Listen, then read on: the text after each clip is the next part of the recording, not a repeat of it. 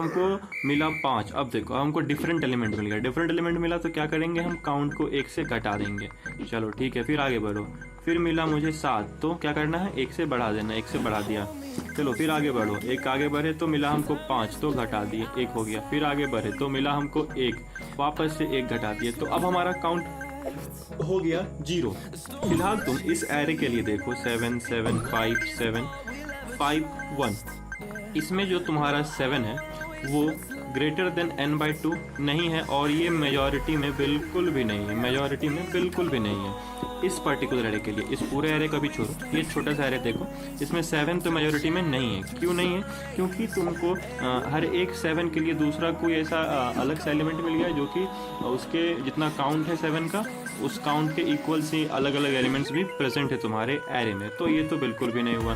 तो अब देखो, अब जब कंडीशन तुम्हारा ऐसा आ जाए कि काउंट का वैल्यू 0 हो जाएगा, तो उस टाइम पे तुमको क्या करना है कि अपना जो नेक्स्ट एलिमेंट है उसको एलिमेंट में डाल दो और काउंट को वापस से 1 कर दो। जो हमारा इनिशियल स्टेट था, जो क्या था कि काउंट अगर 0 है तो काउंट को 1 कर देना है, और जो भी हमारा एरे के आगे में एलिमेंट है उसको एलिमेंट में डाल देना है। ठीक है, चलो आगे बढ़ते हैं। डिफरेंट एलिमेंट आया तो 0 हो गया, और फिर वापस से 0 है। इस दोनों के लिए देखो, इसमें तो 5 तुम्हारा मैक्सिमम एलिमेंट नहीं हो सकता है, तो नहीं होगा।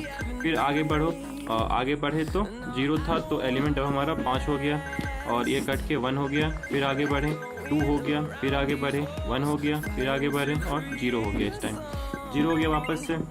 अब देखो, इसके इस एरे के लिए भी 5 हमारा नहीं निकला। अब यहाँ पर हम आ गए, यहाँ पे हमको क्या मिला, 5 मिला, तो काउंट को 1 करो और एलिमेंट में 5 डालो।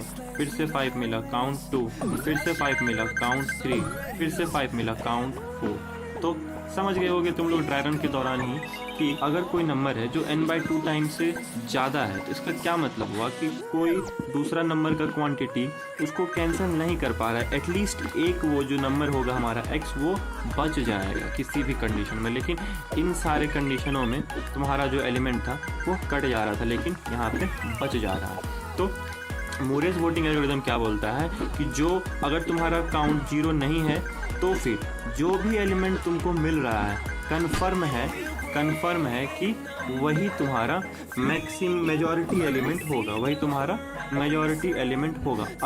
अगर क्वेश्चन में ये लिखा हुआ है कि मेजॉरिटी एलिमेंट मिलना तय है तुम्हारे एरे में। अब देखो मैं क्यों बोल रहा हूँ कि अगर तुम मान लो 1 को उठाते हैं, क्या ये मेजॉरिटी एलिमेंट है? नहीं है, तो एक ही बार है। तुम 7 को ही उठा लो, देखो 1 2 3 4 5 6 7 है तुम्हारे पास, और एरे का साइज है 1 2 3 4 5 6 7 8 9 10 11 12 13।